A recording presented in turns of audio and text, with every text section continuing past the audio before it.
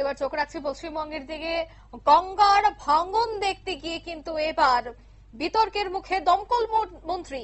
লঞ্চে বসে মৎস্য করার অভিযোগ। সুজিত বোসের নিন্দায় বিজেপি শিবির। ইতিমধ্যেই সে ছবি প্রকাশ্যে কিন্তু এসেছে সোশ্যাল মিডিয়ায়। এই ছবি কিন্তু এবার শেয়ার করা হচ্ছে। গঙ্গায় ভাঙন দেখতে গিয়ে লঞ্চে বসে মৎস্য করার অভিযোগ। সে বিষয়ে কি বলছে বিজেপি শিবির, বিজেপি নেতৃত্বদের কি বক্তব্য শোনাবো।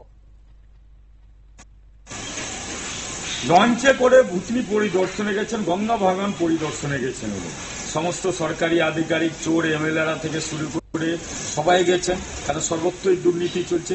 সেখানে সাংবাদিকদেরকে নেওয়া হয়নি। কেন নেওয়া হয়নি সাংবাদিকদেরকে? লঞ্চে ভুরি ভোজ হবে।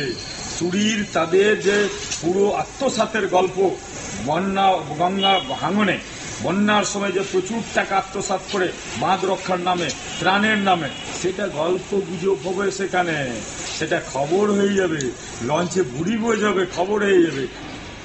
যারা গণতন্ত্রের তৃতীয় স্তম্ভ, পুরো খবরটাকে তুলে ধরে সেই মন্ত্রী থেকে শুরু করে সবাই তাদেরকে বঞ্চিত করেছে। অর্থাৎ আসল খবরটা তুলে ধরবে না, মানুষের পরিস্থিতিকে চেপে দেওয়া আছে। উনি আরেকটা দাবি করেছেন ওইখানে, যে বাংলাদেশ যারা বাইরে আছে, যারা বিভিন্ন স্টেটে আছে ভারতবর্ষে, বাংলা ভাষায় কথা বলছে, তাদেরকে নাকি বাংলাদেশে পাঠিয়ে দেওয়া হয়। আরে বাবু, কদিন আগে তো মিথ্যাচার এখানে প্রচার হয়েছে মুখ্যমন্ত্রীর, কারণ মিথ্যার ফুলঝুরি ওর নেতারা মিথ্যাকে কাজে লাগিয়ে গোটা পশ্চিম বাংলায় চালাচ্ছে, এবং মিথ্যাশ্রী উপাধিতে দিতে হবে মানেনি। আর তারই সাগরেত হলো উনি কোনো লোককে কোথাও পাঠানো হচ্ছে না। তার একটা প্রমাণ দিল্লির খবরে, সেখানে দিল্লি পুলিশ প্রমাণ করিয়ে দিয়েছে।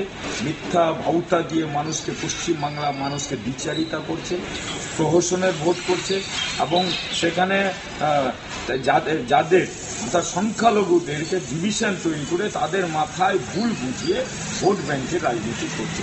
তারা সর্বত্রই দুর্নীতি করছে, এবং এটাকেও একটা ভোট ব্যাংকের।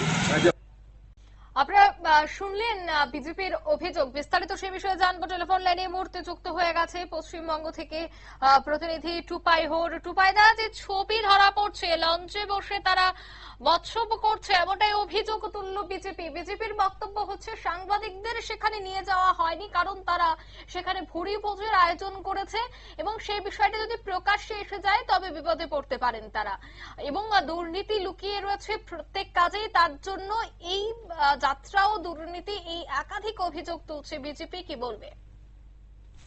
দেখো, যেটা মালদার ঘটনা, যে ভিডিওটা ভাইরাল হয়েছে এবং বিজেপি যে মন্তব্যগুলো করেছে, তার পাশে যদি আমি একটু অন্যদিকে চলে যাই, সেখানে হচ্ছে মালদার এই রতুয়া অঞ্চলে গঙ্গার ভাঙন যে কি বিভৎস আকার। হাজার হাজার মানুষের জমি, কৃষি জমি অলরেডি গঙ্গার গর্ভে তলিয়ে গেছে, বাড়িঘর তলিয়ে গেছে, মাদ্রাসা, স্কুল, সরকারি অঙ্গনওয়াড়ি কেন্দ্র থেকে শুরু করে এমন কোনো কিছু নেই যেটা নদীর গর্ভে চলে যাচ্ছে না।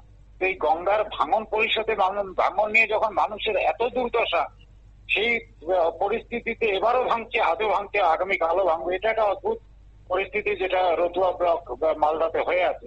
সেই জায়গার পরিদর্শন করতে এসে তাদের এই ছবি স্বাভাবিকভাবে সমাজ মাধ্যমে এটা ভাইরাল হওয়ার পরে কিন্তু শুধু বিজেপি নয়, অন্যান্য রাজনৈতিক দলও তারাও প্রতিক্রিয়া দিচ্ছে যে এই ধরনের অনুষ্ঠান, এই ধরনের আয়োজন সেখানে না করলেই হতো। অন্তত সেই মানুষগুলোর মুখের দিকে তাকিয়ে যাদের ঘর বাড়ি বিচ্ছিন্ন হয়ে গেছে, যাদের কৃষি জমি নদী গর্ভে চলে গেছে।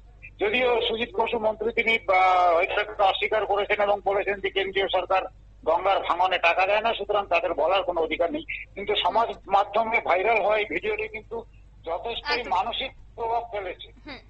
ধন্যবাদ। অর্থাৎ অভিযোগ করছে বিজেপি যে ভাঙন দেখতে গেছেন, সেখানে মানুষ কতটা কষ্টে রয়েছে, কতটা দুঃখের মধ্যে তাদের দিন যাপন হচ্ছে, আর সে জায়গায় এভাবে ভুরি ভোজের আয়োজন, তা নিয়ে কিন্তু বিজেপি কটাক্ষ করছে। যদিও এই বিষয়টা তৃণমূল এখনো কোনো ধরনের পাত্তা দিচ্ছে না বলেই জানাচ্ছেন তৃণমূল নেতৃত্বরা। নিয়ে নিচ্ছে ছোট্ট একটি বিজ্ঞাপন বিরতি, সঙ্গে থাকুন।